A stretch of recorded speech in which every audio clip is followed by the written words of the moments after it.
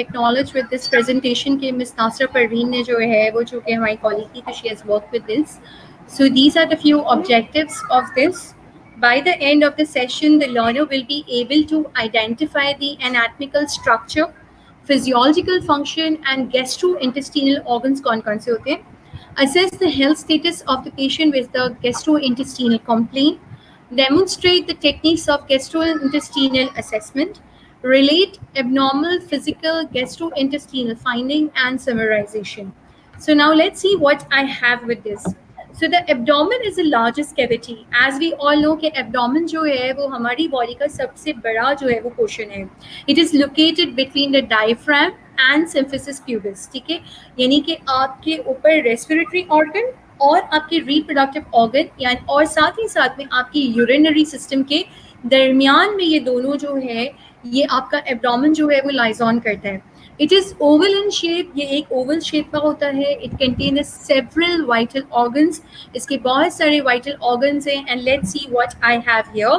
The muscles of abdomen includes, इसके जो है वो कौन कौन सी मसल होती है. एक नंबर 1 हमारे पास रेक्टस एब्डोमिनस आती है, ट्रांसफर एब्डोमिनस आती है, एक्सटर्नल ओब्लीक आती है और इंटरनल ओब्लीक आती है. ठीक है, so let's look with this. अगर आप ये देखते हैं तो ये पूरा विसरा है, इसका इंटीरियर लुक है. ठीक है, और यहाँ पे अगर आप देखते हैं, so see this is the J, if you can look into it, तो ये स्टमक है, ये पाइलोरिक रीजन है. ठीक है, जहाँ पे स्फिंक्टर होता है जो कि क्लोज करता है खाने को हजम करना और आगे उसको मूव करता है.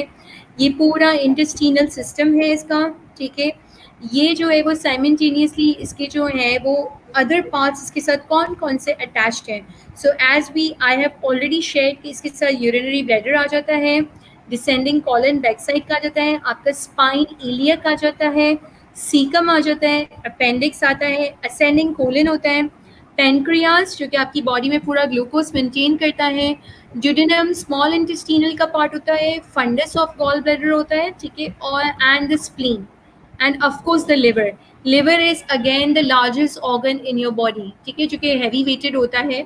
और liver एक बहुत ज़बरदस्त है अल्लाह ताला की तरफ से कि उसमें stem cell produce होते हैं. liver अगर किसी का फेल हो जाता है और हम ट्रांसप्लांट करते हैं तो उसमें एक छोटा सा टुकड़ा जो है वो अगर आपका डीएनए मैच करता है तो आप छोटा सा टुकड़ा जो है वो प्लेस कर रहे होते हैं वहाँ पे. ठीक है, और जो है वो नेचुरली जो है वो ग्रो कर रहा होता है. ठीक है, because liver has this tendency कि वो स्टेम सेल की वजह से जो है वो प्रोडक्शन करता है, और जो आप खाना खाते हैं यानी कि हम जो खाना खाते हैं तो वो मेटाबोलाइज होते होते लिवर जो है वो अपनी एक्सपेंशन और अपनी ग्रोथ की जगह जो है वो बॉडी में खुद बनाता है. ठीक है, so let's see now these are the parts with us. ये एक लार्जेस्ट कैविटी है जो कि हमने ऑलरेडी डिस्कस किया है. सो वी हैव लिवर, हमारे पास इसमें लिवर है, हमारे पास इसमें गॉल ब्लैडर है, हमारे पास स्प्लीन है, हमारे पास स्टमक है, हमारे पास लार्ज इंटेस्टीन है और स्मॉल इंटेस्टीन है. ठीक है, ये हमारा एसोफेगस है. See this is the food pipe you can see which is coming directly to inside, और इसको जो है वो मेटाबोलाइज करता है. ये लिवर है अगेन, ये गॉल ब्लैडर ग्रीन से आपको छोटा सा दिख रहा होगा, ये स्टमक है. ठीक है, ये ड्यूडेनम है, स्टमक का पार्ट है, ये पूरी एब्डोमिनल वॉल है. Look at this, such a huge abdominal wall. We have the small intestine with us and else we have the large intestine with us. ठीक है जी.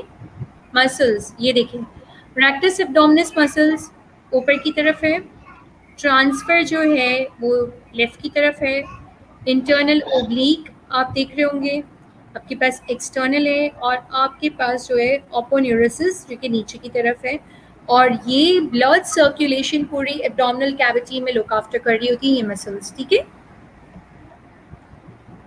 सो ये था जी जनाब हमारा ANP, anatomical physiological view. Let's see sub division. जब हम abdomen को और कट ऑफ करते हैं तो हमारे पास क्या आता है. ठीक है, हमारे पास दो मेथड्स हैं. एक हमारे पास जो है इसके कॉन्ड्रेंट रीजन्स होते हैं. एक कॉन्ड्रेंट यानी कि हम उसको पोर्शंस पे डिवाइड कर लें, हम उसको सेगमेंटाइज कर लें. दूसरा हमारे पास इसके 9 रीजन्स होते हैं, यानी कि इसके जो है वो कौन कौन से रीजन्स हमारे पास मौजूद हैं. So let's see what I have. So subdivision में एब्डोमेन में आपके पास राइट एपिकॉन्ड्रिक रीजन्स आते हैं, जिसको RUQ आप कहते हैं, ठीक है। इसके बाद आपके पास राइट लोअर क्वाड्रेंट रीजन आता है जिसको आप RLQ कहते हैं। इसके बाद आपके पास लेफ्ट अपर क्वाड्रेंट रीजन आता है जिसको आप LUQ कहते हैं।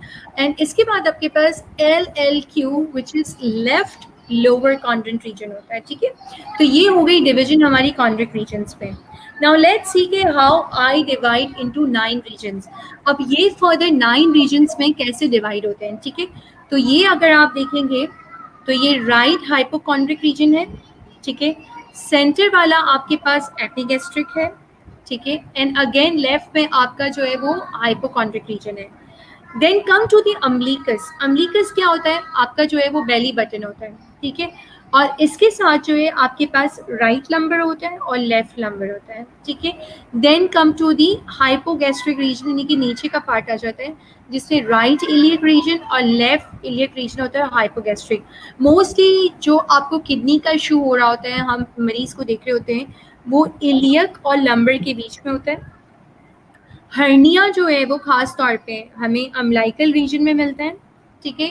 किसी भी तरह की ऑब्स्ट्रक्शन जो है वो हमें लेफ्ट और राइट हाइपोकॉन्ड्रिक रीजन में मिल रही होती है। और हम हमेशा जो है वो एब्डोमिनल के डायग्नोस में और कार्डियक के डायग्नोस्टिक में हम कहते हैं कि इसे मतली हो रही है या गैस हो रहा है, तो वो हमेशा हम एपिगैस्ट्रिक के साथ जो है वो यू कैन से कि मिस डायग्नोस कर रहे होते हैं, which is eventually a cardiac attack भी हो सकता है या जो है वो सिवियर टाइप ऑफ ऑब्स्ट्रक्शन भी हो सकती है। ये दोनों चीज़ें हो रही होती हैं, ठीक है। So let's see what we have.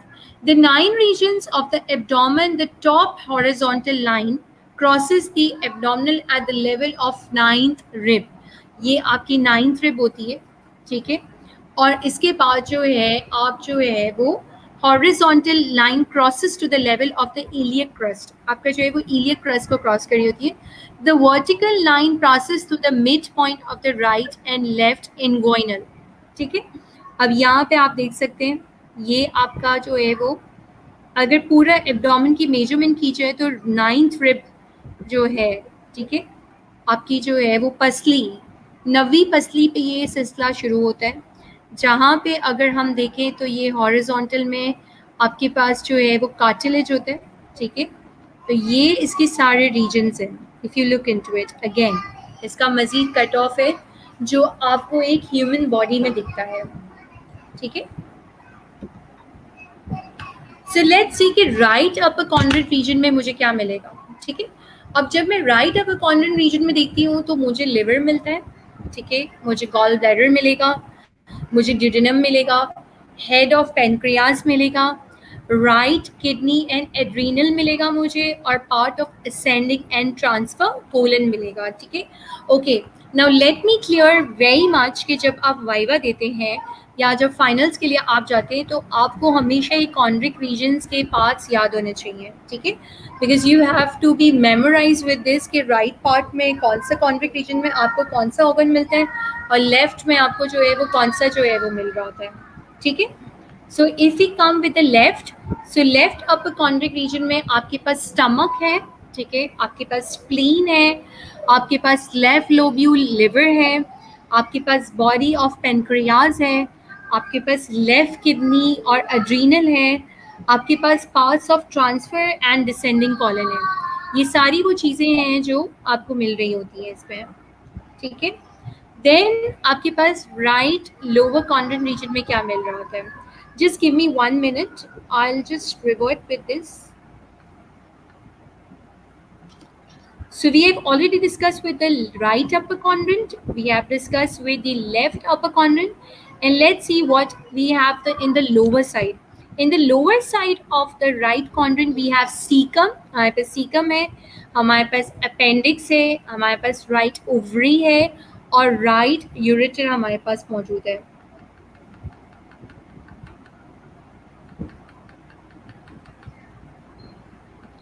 So light lower corner region में हमारे पास क्या क्या मौजूद है, पार्ट ऑफ डिसेंडिंग कॉलन मौजूद है, सिग्मोइड कॉलन मौजूद है, लेफ्ट ओवरी है और लेफ्ट यूरेटर मौजूद है।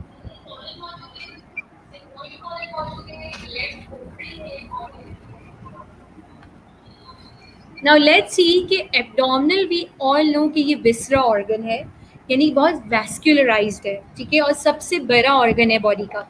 सो इसमें स्टमक जो है वो खासतौर पे हमारा जे शेप्ड होता है, ठीक है। The stomach is a J shaped pouch like organ located in the left upper quadrant of the abdominal beneath the diaphragm, ठीक है। we have already know कि हम respiratory system और जो है आपका यूरिनरी सिस्टम और रिप्रोडक्टिव के साथ उसके बीच में ये कहीं लाइज ऑन कर रहा होता है। It lies to the right of the spleen and it's partially covered by the liver, ठीक है, क्योंकि लिवर एक बहुत बड़ा ऑर्गन है और लिवर का जो वेट होता है वो 2 to 3 kg होता है, ठीक है। देन आपके पास इसमें जो है वो फूड स्टफ आता है। Foodstuffs are liquefied via gastric secretions, ठीक है, इसके अंदर gastric secretions होती हैं into a semi solid substance, आपके पास semi solid substance होता है जिसको आप chyme कहते हैं। The chyme is released into the small intestine duodenum for further digestion and absorption.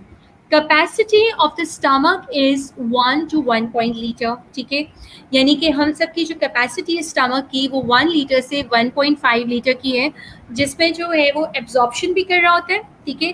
और जो काइम है, काइम अगर हम देखें तो हमारे पास डाइजेस्टिव सिस्टम के जो हैं वो यू कैन से कि हमारे पास बहुत सारे प्रोसेस हो रहे होते हैं, यानी फर्स्ट प्रोसेस जो है हमारा च्यूइंग का होता है, ठीक है, हमने मुंह में निवाला डाला और हमने च्यू किया, ठीक है। इसके बाद क्या हुआ, बोलस हुआ, बोलस यानी कि जो है वो नीचे की तरफ किया। बोलस के बाद जो है वो आपके पास जो है वो काइम हुआ, ठीक है। काइम हुआ यानी कि आपके जो सब्सटेंस थे, जो निवाले थे, वो टूटना शुरू हुए खाने के, ठीक है। काइम होने के बाद जो है वो आपकी एब्जॉर्प्शन हुई। एब्जॉर्प्शन में यानी कि वहाँ पे जितने भी मिनरल्स थे, जितनी भी मादनियाँ थी, या यू कैन से कि जितनी भी इसमें एनर्जी थी, उसने जो है वो हर जगह ऑर्गन्स में जाके जो है वो प्लेस करना शुरू की in the process of absorption, जिसमें लिवर के पास कुछ खाना गया, ठीक है, जिसमें जो है वो स्प्लीन के पास गया, हमारे सेल्स में गया, हमें बॉडी में ग्लूकोज रिलीज हुआ, ठीक है। एंड आफ्टर दैट डाइजेशन हो गया, यानी कि खाना हजम हो गया।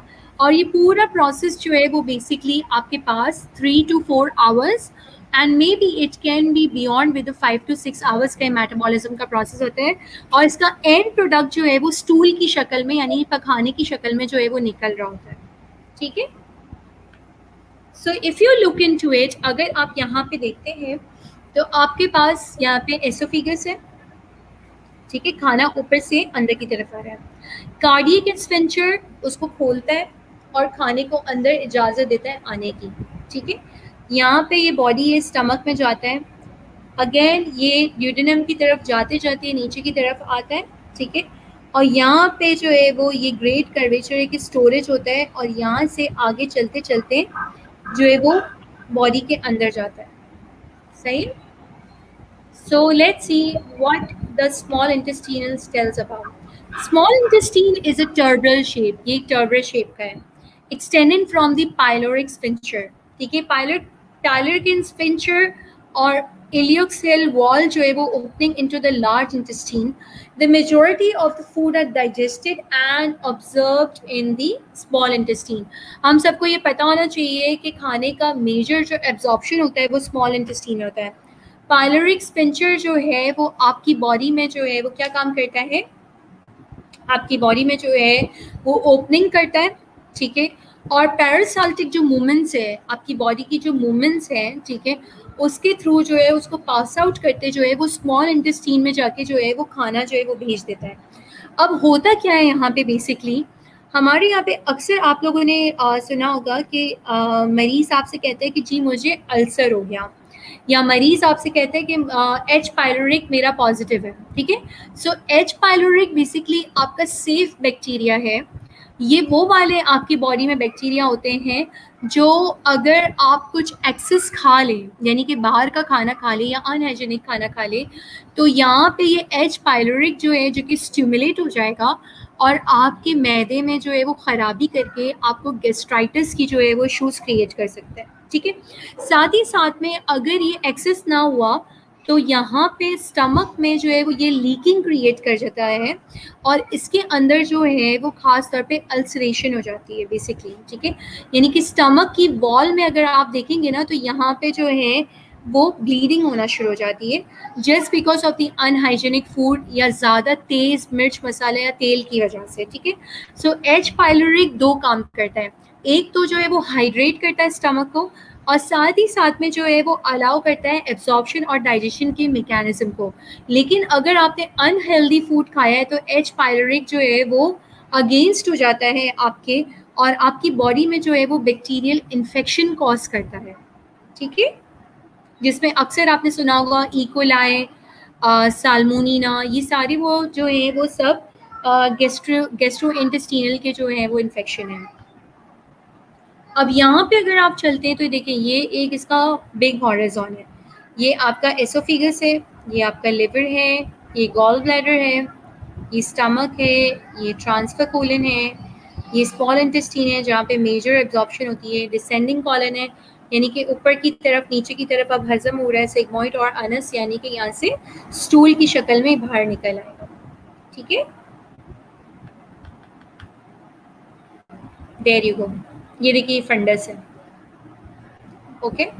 यहाँ पे मेजर प्रिवेंशन कंटेंट होता है, ठीक है, और ये यहाँ पे स्टोरेज होती है, सही है। देन यहाँ पे ये पाइलोरिक स्फिंक्टर खुलता है और ये पैसेज रेगुलेट करता है कि ये फूड आगे की तरफ प्रेशर से फेंकता है, ओके।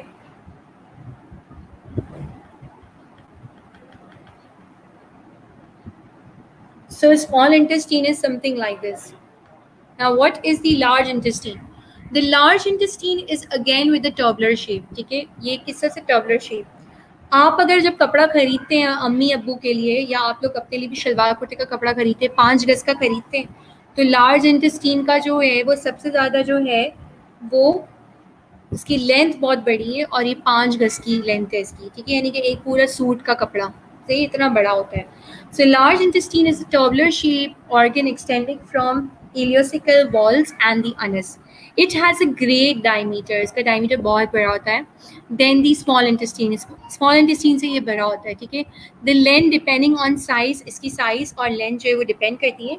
जनरली ये 5 सेंटीमीटर होता है, 5 सेंटीमीटर का होता है। इसके अंदर 4 सेगमेंट्स होते हैं, 4 सेगमेंट्स में आपके पास असेंडिंग कॉलन आता है यानी कि ऊपर से जो खाना आ रहा है, ट्रांसफ़र जो आपको इधर उधर देना है, डिसेंडिंग यानी कि नीचे की तरफ देना है, और सिग्मोइड कॉलन जो आपकी लोअर रेक्टम को जो है वो हाइड्रेट करके वहाँ पे आपकी मेटाबॉलिज्म्स करेगा।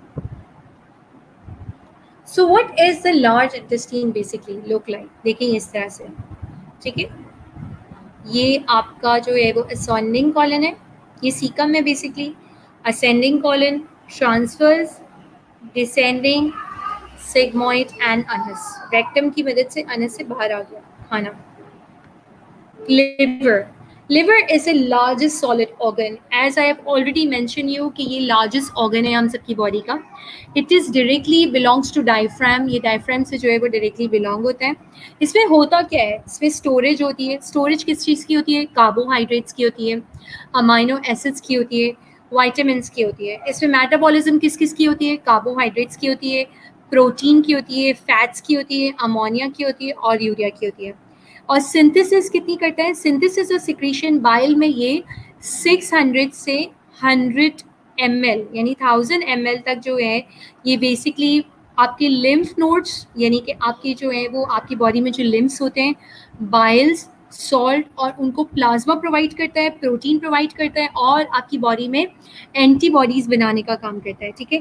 सो वी ऑल नो कि रेड ब्लड सेल्स की ब्रेकडाउन भी जो है वो यहाँ पे हो रही होती है। तो रेड ब्लड सेल्स 120 डेज का होता है, 120 डे के बाद इवेंचुअली वो खुद बन जाता है। And this is all about कि लिवर इज ही रिस्पॉन्सिबल जो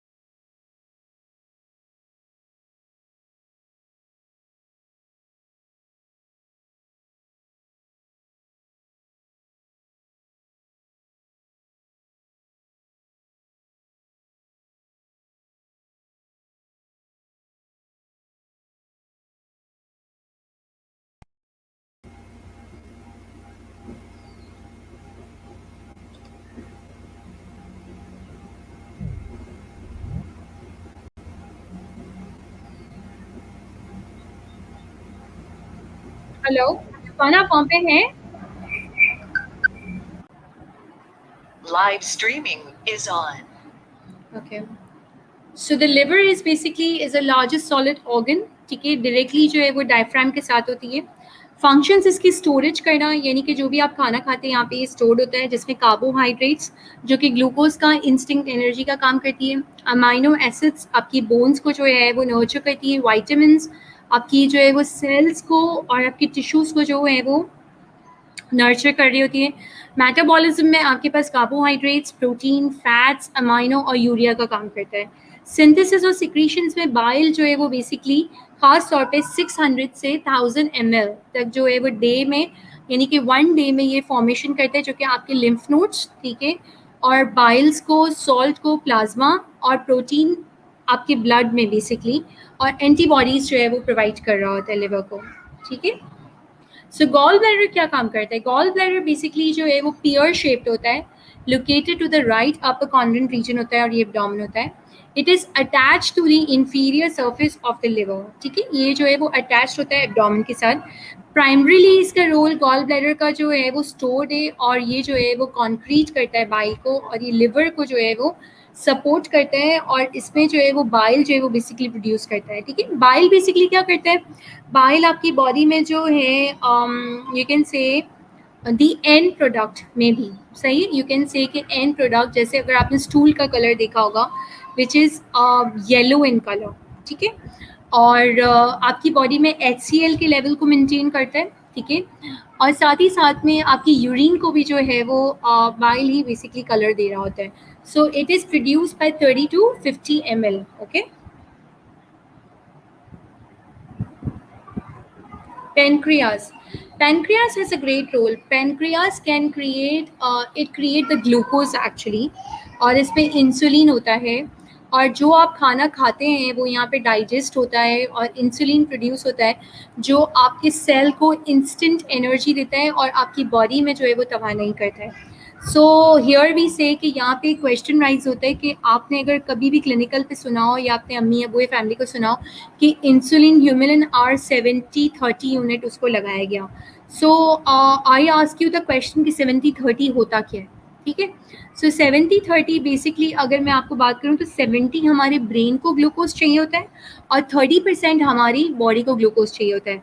तो बॉडी में आपके पास जो है वो 70% आपका ब्रेन काम करता है और 30% आपके हाथ पैर और आपको एनर्जी चाहिए होती है कोऑर्डिनेशन के लिए, बट मेजर आपका जो है वो काम जो है वो आपका ब्रेन करता है. इसीलिए आपने देखा होगा कि डायबिटीज़ वाले जो है वो अगर टाइम पे खाना ना खाएं या उनकी बॉडी में अगर इंसुलिन ना जाए तो वो बहुत ज़्यादा लो फील करते हैं, फटीक हो जाते हैं, इरिटेट होते हैं, टायर्ड होते हैं, और वो कहते हैं कि मेरे हाथ पैर नहीं चल रहे, मुझे दर्द हो रहा है. So this is the one of the reason, because उनका पेनक्रियास यानी कि लबलबा जो है वो अच्छे से काम नहीं करता, and pancreas has a very great role in your body. ठीक है, क्योंकि वो आपकी बॉडी में स्ट्रेस की मेंटेनेंस कर रहा होता है. ठीक है, that could be you can say कि नॉन एपिनेफ्रिन और एपिनेफ्रिन के जो हार्मोन्स हैं यानी उसको देख रहा होता है. ठीक है, सिंपैथेटिक और पैरासिम्पैथेटिक. ठीक है, सिंपैथेटिक क्या होता है? वो चीज़ जो वॉलंटरी एक्शन होती है, और पैरासिम्पैथेटिक आपका नॉन वॉलंटरी एक्शन होता है बॉडी में. सो पेनक्रियास इज बेसिकली इनगोलेंट आपका एसेसरी ऑर्गन है डाइजेशन के लिए. ये ट्रांसफर पोजीशन में होता है, पोस्टीरियर एब्डोमिनल वॉल होता है, located to the upper right and the upper left corner region होता है. सो प्रेपरेशन, अब जब हम असेसमेंट करेंगे तो हम क्या करेंगे?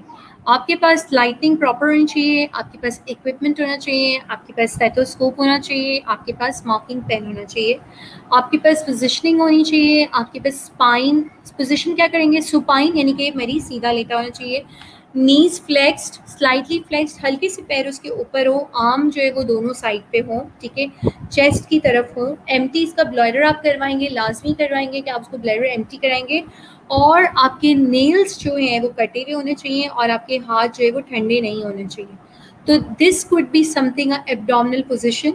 जब आप मरीज़ को सामने देखते हैं तो आपके माइंड में एक जो है वो स्केच क्रिएट हो जाना चाहिए कि मुझे इन इन चीज़ों का असेसमेंट करना है और ये चीज़ें मुझे बेसिकली देखनी है. तो यहाँ पे आप ये देख सकते हैं ना स्केचिंग. जब मैं भी स्टूडेंट थी तो I use to make the sketch in my mind. ठीक है, और ये पिक्चर मुझे हमेशा बहुत याद आती थी कि मैं राइट साइड पे खड़ी हूँ तो लिवर होगा, यहाँ पे ये मुझे स्टमक मिलेगा, ये स्प्लीन होगा, ये डिसेंडिंग कोलन है, ये आयोटा है, ये असेंडिंग है, और लंबर की तरफ पीछे मुझे किडनी का एंटीरियर और पोस्टीरियर साइड मिलेगा। So what would be the history? History could be pain in abdomen, मरीज आपके पास जो है वो कह सकता है मुझे पेट में दर्द है। Diet modification is very important कि मेरे खाने पीने में बहुत ज़्यादा चेंजेस हुई हैं, मुझे चबाने में और हज़म करने में मसला हो रहा है, ठीक है, ये बहुत कॉमन प्रॉब्लम है। हार्ट बर्न हो रहा है, सीने में जलन हो रही है, नोज़िया वॉमिटिंग मतली जैसा हो रहा है और उल्टियाँ हो रही हैं। पेशाब पखाने में जो है वो मुझे तंगी हो रही है, या बहुत ज़्यादा आ रहा है या कम आ रहा है, ठीक है। वॉइडिंग डिफ़िकल्टी, पेशाब सही से नहीं आ रहा।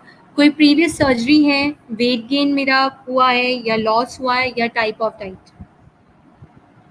सो सीक्वेंस ऑफ असेसमेंट हम सबकी जो है वो सीरीज़ करते हैं, लेकिन एब्डोमेन में हमेशा हम ये वाला जो थर्ड स्टेप था, ठीक है, पैल्पेशन, जो कि हम यहाँ पे सेकंड करते हैं, तो हम एब्डोमेन में हमेशा लास्ट करते हैं, बिकॉज पैल्पेशन में जब आप दबाते हैं तो देयर इज़ द रिस्क कि मरीज़ को जो है वो दर्द का एहसास हो, जो कि आपके असेसमेंट को जो है वो यू कैन से कि इतना हेल्दी साइन नहीं देता, या जो है वो इतना टेक्निकली यू कैन से कि अनप्लेजर या डिस्कम्फर्ट फीलिंग्स होती है, तो इसीलिए हम पैल्पेशन जो है वो आखिरी में करते हैं।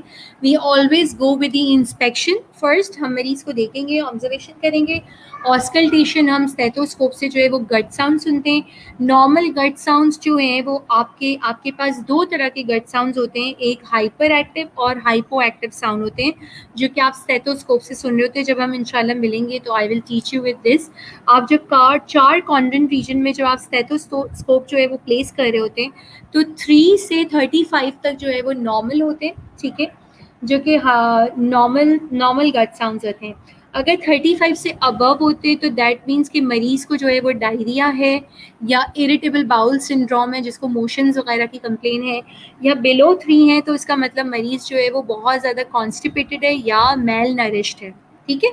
सो inspection, auscultation, percussion and palpation.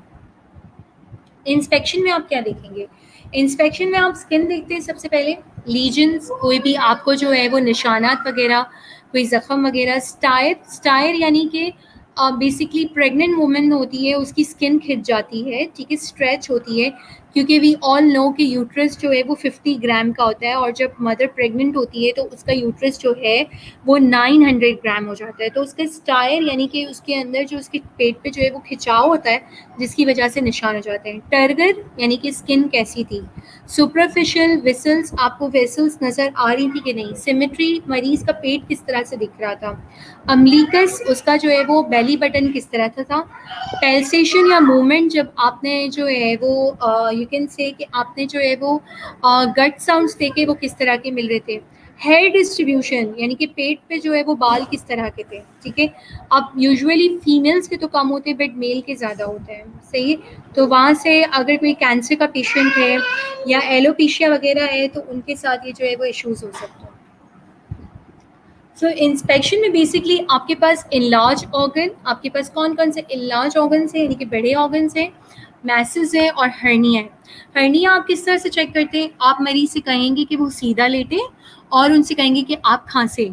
जब वो खांसेंगे तो उनका पेट जो है वो उनकी जो अव्वल नार है यानी कि उनका अम्बिलिकस है, बेली बटन जो है वो ऊपर की तरफ आएगा, ठीक है, और आपको एक मैसेज यानी कि ट्यूमर की तरह फील होगा। तो ये पॉजिटिव हर्निया की साइन होती है जब आप इंस्पेक्ट कर रहे होते हैं, ठीक है। Now what is the contour? Basically contour क्या होता है? कॉन्टूर एक व्यूअर ऑफ कॉन्टूर होता है जो कि पेशेंट एब्डोमेन जो है वो कोस्टल, मार्जिनल और सिम्फिसिस प्यूबिस का करता है। नॉर्मली अडल्ट या एब्डोमिनल कंटूर या तो स्ट्रेट होता है, फ्लैट होता है, ठीक है, बिल्कुल सीधा होगा, हॉरिजॉन्टल लाइन होगी, कोस्टल मार्जिन होगी, ठीक है, एक लाइन, सिम्फिसिस प्यूबिस जो है वो नीचे की तरफ जा रही होगी। राउंडेड होता है, जो ओबीज होते हैं उनका जो है वो गोल तरीके का होता है, ठीक है। उसकी में जो है वो एब्डोमिनल कोस्टल मार्जिन नज़र आ भी सकती है और नहीं भी आ सकती है। सो let's see this is the flat, ये सीधा है, ये राउंडेड है, ये स्किफॉइड है। स्किफॉइड यूजुअली जो है वो हमें प्रेगनेंसी में मिलता है, ठीक है। और प्रोट्रूडेंट, ये देखें फैला हुआ बल्कि सा, गैसेस होती हैं, हेपेटाइटिस सी के पेशेंट्स हैं उसमें आपको ऐसा मिलेगा, ठीक है, या इंटेस्टिनल ऑब्स्ट्रक्शन है, ओबीस है, उसमें आपको इस तरह की चीज़ें मिलेंगी। सो सिमेट्री क्या होती है? मरीज की सिमेट्री आपकी एब्डोमिनल कोस्टल मार्जिन को होना चाहिए, सिम्फिसिस फ्यूबस को। Move to the foot of the examination, आपके जो है वो कौन से एग्जामिनेशंस होते हैं? Table of recheck and symmetry patient abdomen करते हैं। और स्ट्राई, स्ट्राई क्या होते हैं? Now see this is the striae. Observe the abdomen skin, आप जो है वो एब्डोमिन स्किन को देखते हैं, और ये एट्रोफिक होता है जो कि लाइन स्कार होता है। See these are the scars basically, ठीक है, ये आपको दिख रहे हैं। ये स्ट्रेच होते हैं, ये मेल्स में भी होते हैं और फीमेल्स में भी होते हैं, ठीक है। चलिए, इसके बाद रेस्पिरेटरी मूवमेंट, आप पेट में किस तरह की मूवमेंट देख रहे होते हैं? मरीज को आप बिल्कुल कहेंगे कि वो सीधा लेटे, स्मूथ रहे, ठीक है। रेस्पिरेटरी मूवमेंट एक जो है वो नॉर्मली सांस की रफ्तार हो रही होती है, और हमें यहाँ पे बहुत ख्याल रखना पड़ता है कि जो आपके पास स्पीड्स के बच्चे होते हैं, तो बेबीज जो होते हैं वो एब्डोमिनल ब्रीदर्स होते हैं, ठीक है। बच्चे जो होते हैं वो एब्डोमिनल ब्रीदर्स होते हैं, और हम जो है वो मुंह से सांस लेते हैं, ठीक है। तो जब भी हम बच्चों का चेक करते हैं, उनका एब्डोमेन ऊपर नीचे हो रहा होता है, तो वहाँ पे हम रेस्पिरेशन देख रहे होते हैं। लेकिन वो मरीज जिसका जो है वो नमोनिया हो या एज़मा हो या सांस की तंगी हो या कोई और मसले मसाइल हो, तो वहाँ पे आपको एक एबनॉर्मल फीलिंग्स मिल रही होती है। सो नॉर्मली एब्डोमेन रेज होता है इंस्पिरेशन में, और एक्सपायरेशन में जो है वो फॉल होता है। मैसेस और नोड्यूल्स क्या होते हैं? मैसेस और नोड्यूल्स में आप देखेंगे तो एब्डोमिनल स्किन के मैसेस और नोड्यूल्स मिलते हैं। यूजुअली तो वैसे नोड्यूल्स और मैसेस आपको नहीं मिलते हैं, ठीक है। प्रेजेंस ऑफ एब्डोमिनल मासेस में इंडिकेट करता है ट्यूमर को, ये मेटास्टेसिस यानी कि जो है वो कैंसर की निशानगी है, या कोई प्रेगनेंसी है, या इंटरनल कैंसर की जो है वो निशानदगी करता है। विजिबल पैरासाइटिस, विजिबल पैरासाइटिस आपको आंतड़ियाँ दिख रही हैं पेट में चलते हुए, एब्डोमिनल वॉल सरफेस मोशन में देख रहा होता है। पैरासाइटिक आपको जो बहुत पतले मरीज होते हैं, जो बहुत थिन और स्किनी होते हैं, उनकी आपको आंतड़ियाँ मूव होते हुए दिख रही होती है, या बहुत ज़्यादा भूख लग रही होती है, या रोज़े की हालत में आपको ऐसा लगता है कि कुछ कुटर कुटर आवाज़ें आ रही होती हैं। सो बेसिकली पैरासाइटिक मूवमेंट्स जो है वो ट्रांसफ़र हो रही होती है आपके एब्डोमेन में, ठीक है, और ये डाउनवर्ड यानी कि नीचे की डायरेक्शन में जो है वो बेसिकली जा रही होती है, ठीक है। स्ट्रॉन्ग पैरासाइटिक मूवमेंट्स में आपके पास कॉन्ट्रैक्शंस यानी कि जो है वो तेज़ी की रफ्तार में आपको ऑब्जर्व होगी, और पैरासाइटिक वेव्स जो है वो इंटेस्टिनल ऑब्स्ट्रक्शन यानी खुदा न खास्ता अगर किसी को ऑब्स्ट्रक्शन है तो भी उसकी निशानदगी करता है, ठीक है। We all need to understand the concept of the diarrhoea and motion, ठीक है। So I would like to pitch the question कि what is the difference between the diarrhea and motion?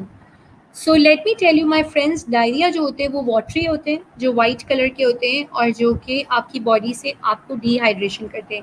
Motion is something very common philosophy कि अगर आपके exams हो रहे हैं, आपको एंजाइटी है, पेट दर्द हो रहा है, या जो है वो अगर आपने कुछ खा लिया जिसको हम कहते हैं कि इसका स्टमक बहुत वीक है, सही है, तो मोशन बेसिकली उसमें होता है। तो वी नीड टू अंडरस्टैंड कि डायरिया और मोशन में ह्यूज डिफरेंस है। डायरिया वाइट कलर का होता है, मोशन जो होते हैं वो बाइल यानी येलोइश और ब्राउनिश कलर के होते हैं, जो कि सेमी सॉलिड, सॉलिड भी हो सकते हैं, वाटरी कभी भी नहीं हो सकते हैं, ठीक है।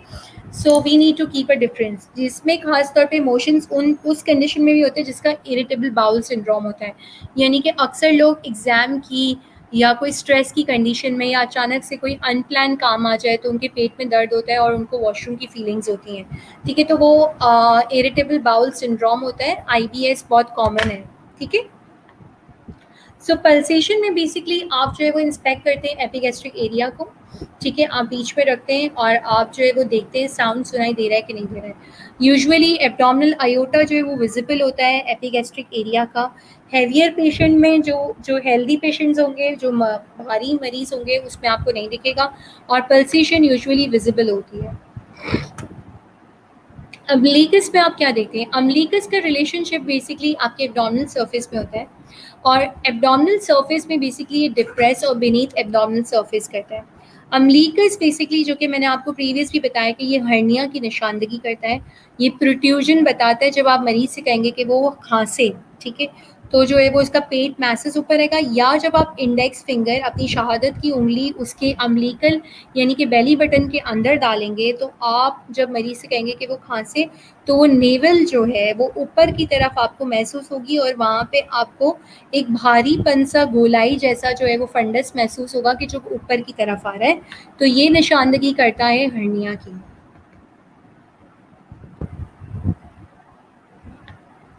ऑस्कल्टेशन, बाउल साउंड्स बेसिकली आपके पास जो है वो डायफ्राम होते हैं। आप जो है वो basically right lower Conrad reason से सुनना शुरू करते हैं। फ्रीक्वेंसी आहिस्ता आहिस्ता आप बढ़ाते हैं। नॉर्मली जो है आप 3 से 5 मिनट जो है वो सुनने की कोशिश करते हैं और फिर आप अगर बाउल साउंड नहीं है तो कंक्लूड करते हैं, वरना आप इस तरह से नहीं कह सकते कि इसके साउंड्स नहीं हैं। ठीक है।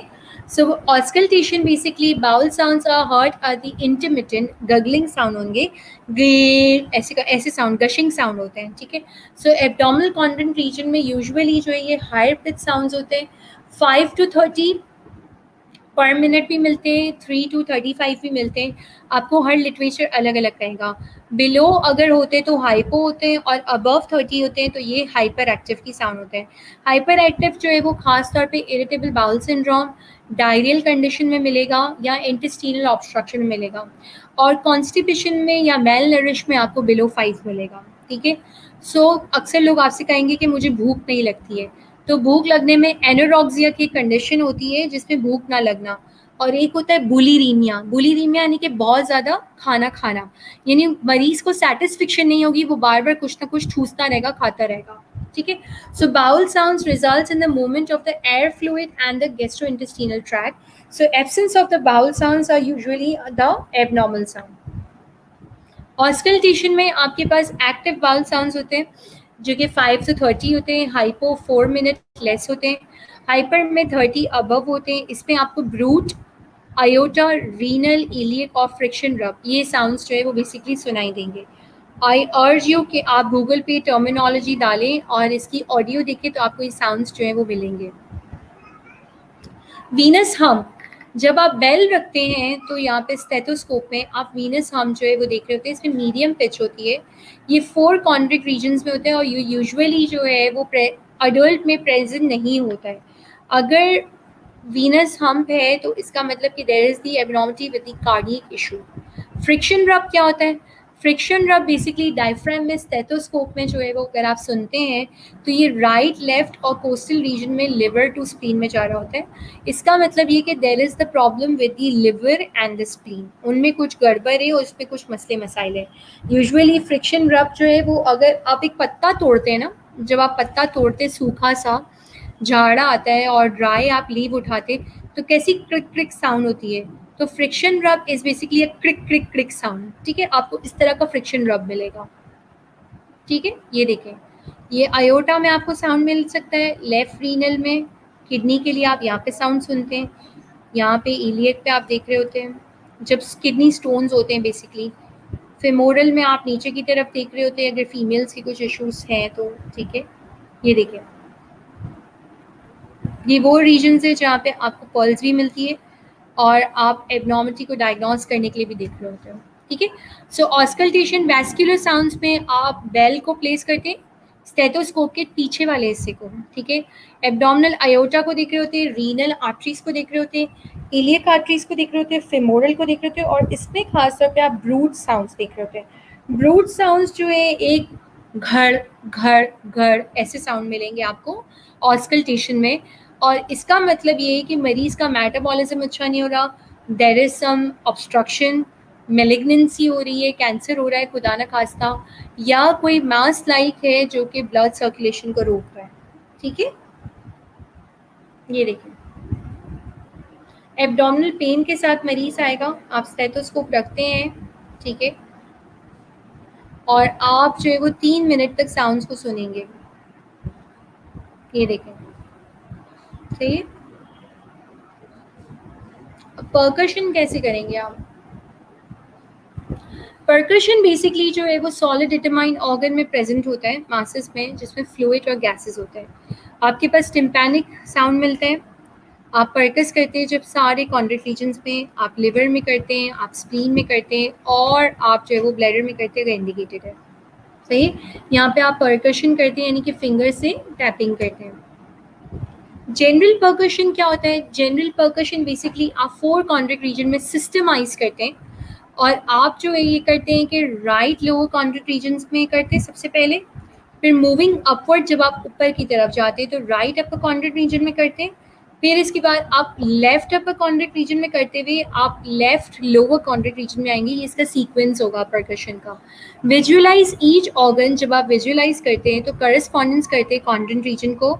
और अगर टिम्पेनी नॉर्मल साउंड होता है चूँकि वो एब्डोमिनल ऑर्गन कैविटी है, और अगर डलनेस में शिफ्ट होता है तो इसका मतलब ये कि देयर इज द प्रॉब्लम। सही है।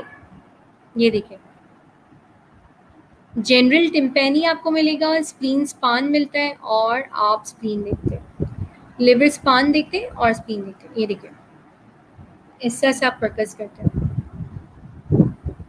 सो परकशन इज बेसिकली आपका टिम्पेनी जो है वो प्रीडोमिनेंट साउंड होता है, जो कि एयर लाइक होता है, टंग टंग टंग ऐसा साउंड मिलेगा आपको। ठीक है।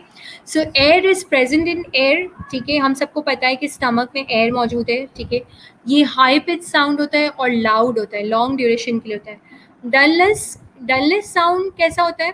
ठीक है, जो खाली ढोल बजता है ना, खाली डब्बा, ढग ढग धक धक धक ऐसा साउंड मिलता है आपको।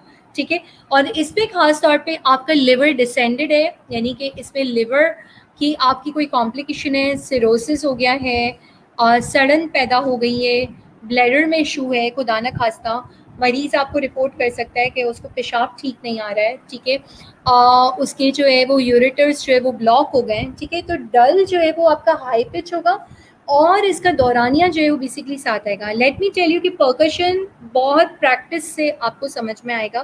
परकशन हम कोई भी नहीं कर सकते अनटिल और से जो क्लिनिकल पे रिलीजियसली इसको फॉलो करते हैं उनकी ये प्रैक्टिस होती है। ठीक है, ये देखें, ये लिवर स्पान चेक कर रहे हैं, ये नॉर्मल लिवर है और ये हेपेटोमेगाली है, ये लार्ज है, नीचे की तरफ आ रहा है। लिवर स्पान बेसिकली होता क्या है? स्टैंड टू राइट, आप मरीज के राइट साइड पे खड़े रहते हैं। Begin to the right mid clavicular, आपकी मिड क्लेविकुलर, आपकी जो कॉलर बोन है, आप वो नीचे लेके जाते हैं, अम्बिलिकस से ऊपर होते हैं, आप परकस करते हैं ऊपर की तरफ और आप लोअर बॉर्डर की तरफ। आप पेन लेते हैं और आप इसका साउंड चेंज होने का देखते हैं कि टिम्पेनी से डलनेस कहाँ पे हो रही है। जब मिड कैविकुलर लाइन में परकस में आप नीचे की तरफ आते हैं और लंग्स, क्योंकि हम सबको तक है उसमें रेजोनेंस साउंड होता है, और रेजोनेंस जो है डलनेस पे शिफ्ट हो जाता है। ठीक है, देन जो है आप मार्जिन करते हैं टेप से, रूलर से, कि इसका कितना सेंटीमीटर था। नॉर्मली जो है वो लिवर का साइज 6 to 12 होता है मिड कैविकुलर से। अगर इस साइज में अगर कुछ है तो ये हेपेटोमेगाली है, सिरोसिस है, then it need to be lookup. ठीक है, उसमें आप एब्डोमिनल अल्ट्रासाउंड रिकमेंड कर रहे होते हो, एसडी पीटी का प्रोफाइल देख रहे होते हो, और डायरेक्ट और इनडायरेक्ट एलएफटी जो है वो रिकमेंड कर रहे होते हो। ये देखें,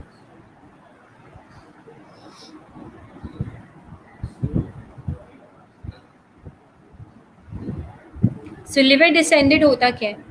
परकस से liver descended by asking the patient to take a deep breath and hold. आप उसको कहेंगे कि डीप ब्रेथ ले और होल्ड करें।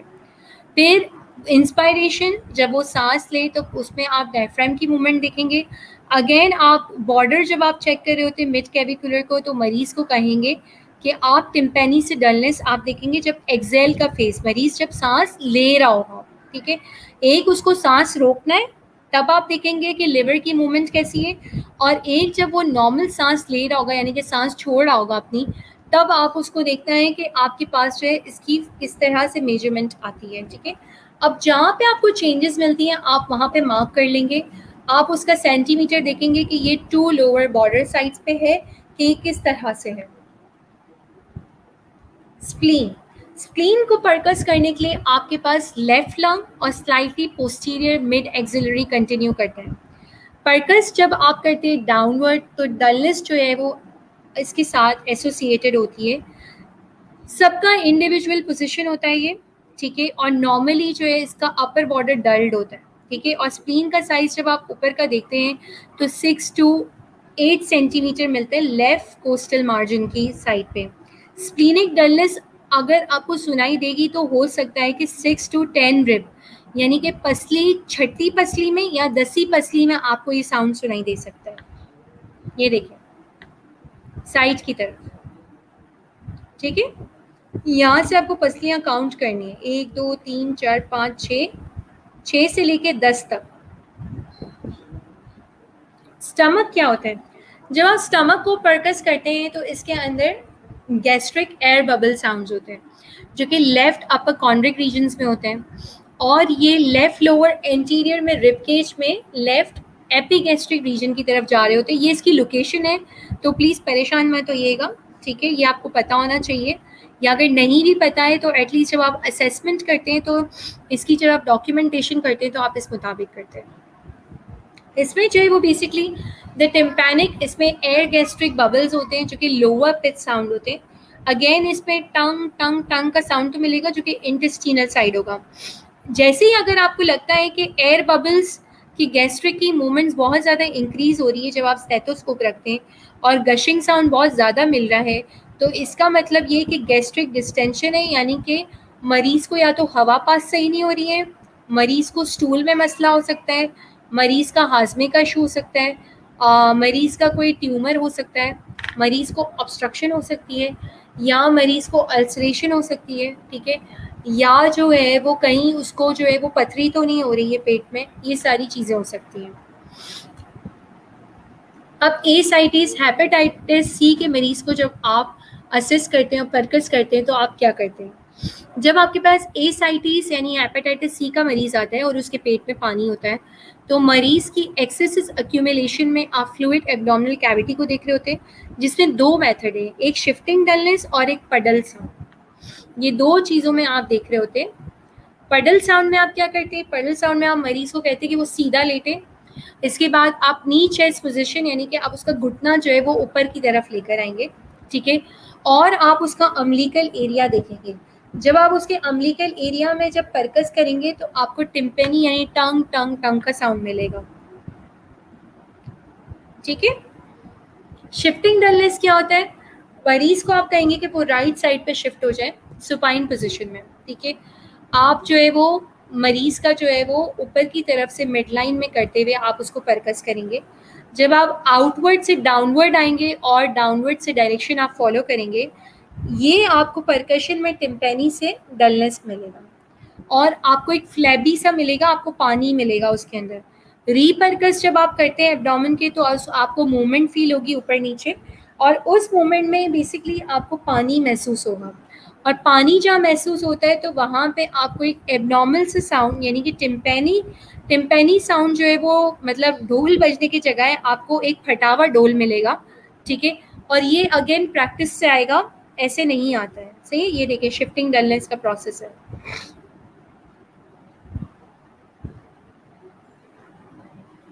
फिस्ट परकशन आप बेसिकली किडनी और लिवर के लिए देख रहे होते हैं। वो मरीज जो कि कहते हैं कि मेरी किडनी में स्टोन है, पत्थर है या किडनी में दर्द है, आप मरीज को पीछे की पोजीशन में बिठाते हैं, ठीक है। आप जो है वो अपनी फिस्ट, ठीक है, आप अपना हाथ जो है वो उल्टी तरफ का हाथ आगे रखते हैं, मुट्ठी बनाते हैं और आप उसको मारते हैं, ठीक है। अगरचे उसको दर्द का एहसास है तो इसका मतलब ये कि उसको किडनी प्रोफाइल के लिए आप भिजवाएंगे, जिसमें KUB, kidney urinary bladder ultrasound, ठीक है। आप जो है वो कि पूरा उसका यूरिनरी एनालिसिस कराएंगे, आप उसका DR कराएंगे, साइमल्टेनियसली आप उसका वाटर इनटेक देखेंगे कि वो किस तरह से है, आप उसका यूरिन का कलर देखेंगे और इनपुट और आउटपुट की रिस्ट्रिक्शन करेंगे, ठीक है। सो ये होता है फिस्ट, जहाँ पे अगर मरीज यूरिनरी ट्रैक इन्फेक्शन जो कि फीमेल में बहुत ज़्यादा कॉमन है, पथरी के साथ आया या किडनी के पेन के साथ आया, तो इसको ये जब आप फिस्ट मारेंगे तो इसको दर्द होगा। तो ये होता है फिस्ट परकशन। अब लिवर को आप कैसे देखते हैं? लिवर बेसिकली आपके पास जो है ये सुपाइन पोजीशन में मरीज लेटेगा, आप जो है वो पामर सरफेस अपना जो है वो आपका हथेली है वो आप जो है वो नीचे की तरफ रखेंगे, ठीक है, और 8 रिब केज में आप जो है वो बेसिकली आप हाथ जो है वो रखेंगे। इसके बाद आप जो है वो लिवर को परकस करेंगे, आप अंदर की तरफ अपनी फिंगर से उसको परकस करेंगे। आप जो है वो बेसिकली अपना हाथ और अल्नर सरफेस यानी अपनी हथेली जो है वो मरीज़ की कमर पे सपोर्ट करेंगे ताकि उसको दर्द ना हो, और मरीज़ से कहेंगे कि उसे किस तरह से महसूस हो रहा है, उसका रिएक्शन पूछेंगे, ठीक है। हो सकता है कि उसे इस दौरान में जो है वो दर्द का एहसास हो। ब्लैडर, ब्लैडर बेसिकली आपका सिम्फिसिस प्यूबिस होता है और ये अम्बिलिकस के साथ आप परकस करते हैं। यूजुअली आपके पास जो है वो डलनेस और टिम्पेनी जो है वो आ रहा होता है, ठीक है। अगर जो असेसमेंट का फर्स्ट रूल ये होता है कि आप मरीज का जो है वो ब्लैडर एम्प्टी कराते हैं, ठीक है, ताकि ये कि आपका एक प्रोलॉन्ग प्रोसेस है तो एंजाइटी की वजह से जो है वो मरीज को यूरिनरी फीलिंग ना हो, और साइमल्टेनियसली ब्लैडर जो है वो बेसिकली जब आप परकस करते हैं तो उसमें डल का साउंड होता है। एज सच जो है वो आपको जो है वो कोई भी साउंड नहीं मिलता है ब्लैडर में, लेकिन अगर यूरिन फिल्ड होगा तो आपको डल का साउंड मिलेगा, ठीक है, यानी कि खाली डोल का साउंड मिलेगा। और सिम्फिसिस प्यूबिस में जो है वो मरीज को जब आप हाथ लगाएंगे तो उसे हल्की सी चुभन महसूस होगी क्योंकि उसे पेशाब रोका हुआ होगा और उसे महसूस जो है वो एक एहसास होगा। पैल्पेशन, पैल्पेशन बेसिकली आप जो है वो लाइट पैल्पेशन आप हल्की सी पहले कर रहे होते हैं। आप एब्डोमेन में सबसे पहले लाइट पैल्पेशन करते हैं, फिर डीप पैल्पेशन करते हैं। लाइट पैल्पेशन में आप क्या करते हैं, इवैल्यूएट करते हैं जनरल कंडीशन को, जिसमें आप डिस्टेंशन यानी पेट फूला हुआ तो नहीं है, कोई ऐसी एब्नॉर्मलिटी या पेनफुल तो नहीं हो रहा है। और डीप पैल्पेशन में आप ऑर्गन्स को जो है वो बेसिकली अंदर की तरफ ले जाके देख रहे होते हो, और आप ये देख रहे होते हो कि उसके मैसेस या ऑर्गन्स जो है वो सॉइल तो नहीं, ठीक है। सो डीप पैल्पेशन में बेसिकली आपके पास जो है वो 4 कॉन्ड्रिक रीजन्स होते हैं, जिसमें आप एक हाथ रखते हैं और दूसरे हाथ से आप वो मेथड अप्लाई कर रहे होते हैं, यानी कि एक मरीज को आप जो है वो होल्ड करते हैं और एक से जो है वो घुमा रहे होते हैं, ठीक है। देन जो है वो आप जो है वो पामर सरफेस अपनी हथेली को घुमा रहे होते हैं। आप ये देखते हैं कि किस तरह से डिप्रेस्ड है। 2-3 इंच जो है वो राइट कॉन्ड्रेंट रीजन। अगर मरीज ओबीस है यानी कि मोटा है, हेल्दी है, ठीक है, तो आपको मुश्किल है कि पैल्पेशन में डिफ़िकल्टी हो और आपको ऑर्गन्स ना फील हो, और आप मैसेस यानी कि आप जो है वो गुठली, आप जो है वो गूदा और कोई ऐसी अनवांटेड साइज शेप को जो है वो नोटिफाई नहीं कर सकते उन मरीज में जो कि बहुत फ्लैबी और मोटे से होते हैं। इसके बाद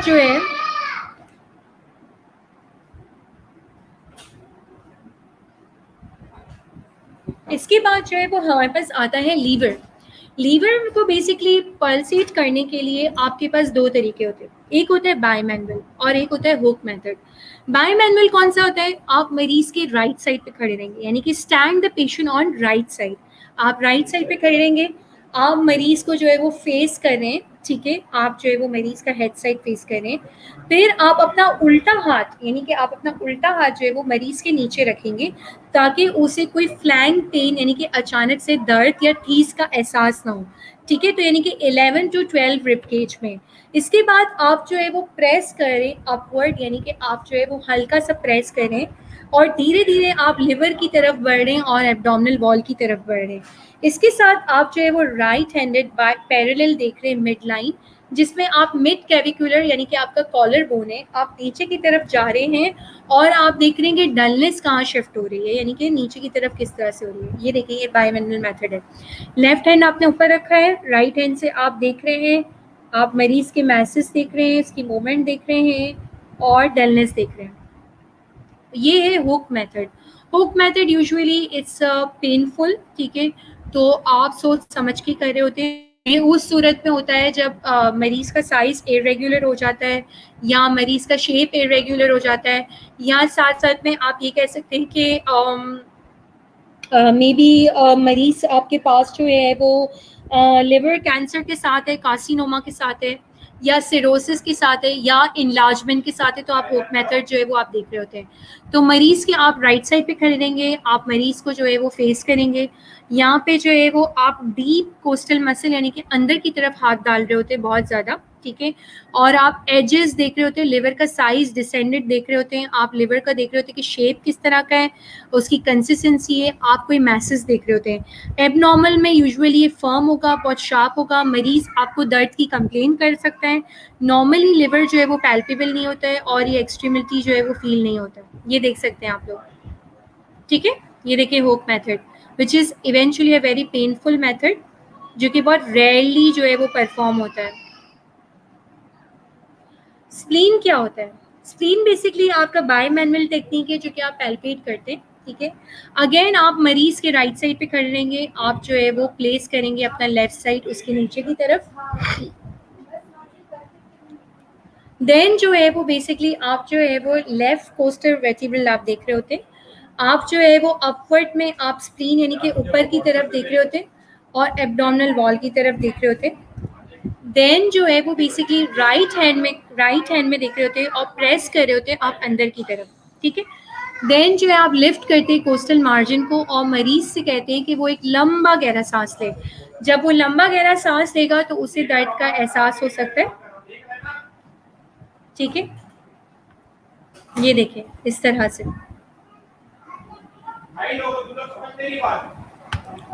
देन आपके पास जो है वो किडनी है। किडनी जो है वो बेसिकली आपके पास जो है वो पेशेंट के आप राइट साइड पे खड़े रहते हैं, आप जो है वो मरीज का जो है वो राइट कोस्टल एंगल को देख रहे होते हैं, ठीक है, और जो है आप देख रहे होते हैं पैरेलल साइड मार्जिन है कि नहीं। पेशेंट को आप कहेंगे कि वो एक डीप ब्रीथ ले। अगेन आप उसे कहेंगे कि उसे दर्द का एहसास तो नहीं हो रहा।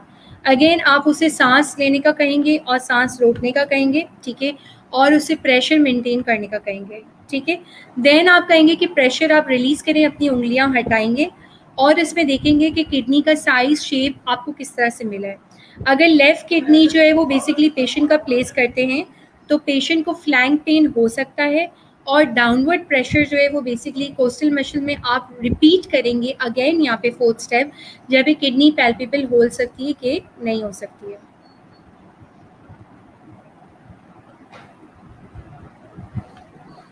ये देख सकते हैं आप लोग, किडनी को इस तरह से देखना है।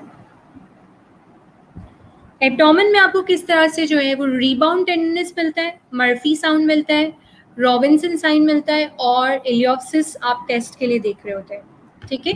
रीबाउंड साउंड में आप किस तरह से देखते हैं, आप सेवरल सेकंड्स के लिए प्रेशर आप जो है वो 90 डिग्री यानी कि मरीज के पेट में हाथ रख रहे होते हैं, ठीक है, और उसे अचानक से झट से छोड़ दें। अगर मरीज को कोई दर्द नहीं है, ठीक है, तो इसका मतलब ये कि उसका अपेंडिक्स नेगेटिव है, और अगर जो है वो है तो जो है वो अपेंडिक्स है। और अक्सर रिबाउंड साउंड में हमेशा रेफरल पेन होता है, यानी कि आप लेफ्ट साइड पे कर रहे होते हैं तो मरीज को राइट साइड पे पेन होता है और राइट साइड पे होता है तो जो है वो लेफ्ट साइड पे। और किडनी में हमेशा फ्लैंक पेन होगा यानी कि चुभता हुआ पेन मिलता है आपको, ठीक है। ये देखिए रिबाउंड साउंड आप यहाँ करेंगे और छोड़ेंगे तो उसे दर्द और चुभन का एहसास होगा।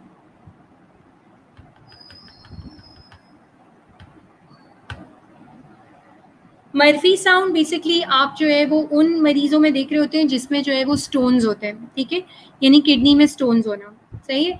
सो बेसिकली आप अगेन मरीज के राइट साइड पे खड़े रहते हैं, आप जो है वो लिवर मार्जिन को देख रहे होते हैं, मरीज को कहेंगे कि लंबा गहरा सांस लें। उस लंबे गहरे सांस में अगर उसको दर्द का एहसास तो नहीं है, अगर दर्द का एहसास है तो इसका मतलब ये कि उसका मर्फी साउंड जो है वो पॉजिटिव है, ठीक है। Again pain in the present with the palpation, आपने हाथ लगाया लिवर की साइड पे, ठीक है, और आप जो है वो अंदर की तरफ ले गए तो उसको जो है वो पेन होगा, ठीक है, और से कहेंगे कि सांस रोक ले और फिर ले। तो अगर ड्यूरिंग सांस लेने में उसको दर्द हो रहा है तो मर्फी साउंड जो है वो पॉजिटिव है। और मर्फी साउंड बेसिकली जो है वो इन्फ्लेमेटरी प्रोसेस में गॉल ब्लैडर में यानी कि आपके गॉल ब्लैडर में कोलिथियासिस हो जाता है, तो अक्सर जो है वो मरीज को आप जब कहते हैं कि इनहेल करें और एक्सहेल करें तो उन्हें दर्द का एहसास हो रहा होता है। एब्डोमिनल इन्फ्लेमेशन, रिबाउंड टेंडरनेस आप अगेन कैसे देखते हैं, यहाँ पे आप मरीज को जो है वो पेन के लिए असिस्ट करेंगे और मरीज से कहेंगे कि वो पेन को रिबाउंड यानी कि नोट करें। टेंडरनेस में जो है वो फाइंडिंग फ्रीक्वेंटली आप देखेंगे पेरिनेटल इन्फ्लेमेशन यानी कि अपेंडिक्स है या तो पेट में जो है वो इन्फेक्शन हो गया है। आप मरीज को कहेंगे कि प्रेशर को देखिए 90 डिग्री पे और प्री पेंडिकुलर यानी कि एब्डोमेन में जो है आप फिंगर में आप गोल घुमाते हैं पेट पे, ठीक है, अपने हाथों को गोल गोल घुमाएंगे तो मरीज को जो है उसमें पेन का एहसास होता है कि नहीं होता है, ये भी बहुत मैटर करता है। ये देखें, रॉबिन्सन साइन क्या होता है? रॉबिन्सन साइन बेसिकली जो है वो डिफ्रेंशिएट करता है टेक्निक को। ये होता है आपका रेफरल पेन, और ये खास तौर पे आपके पेट में इन्फेक्शन यानी पेनिटोरल इन्फेक्शन और सेकेंडरी अपेंडिक्स के लिए होता है।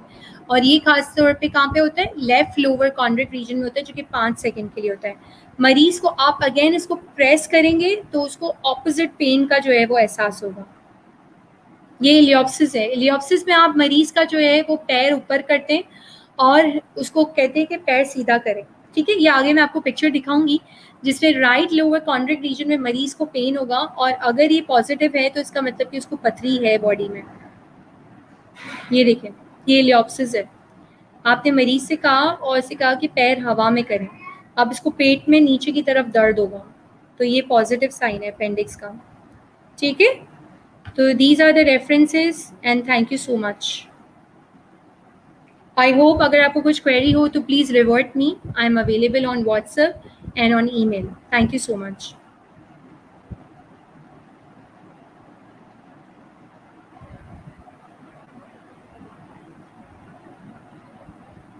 Hello, Usman, you there? Hello, Usman, आप वहाँ पे हैं?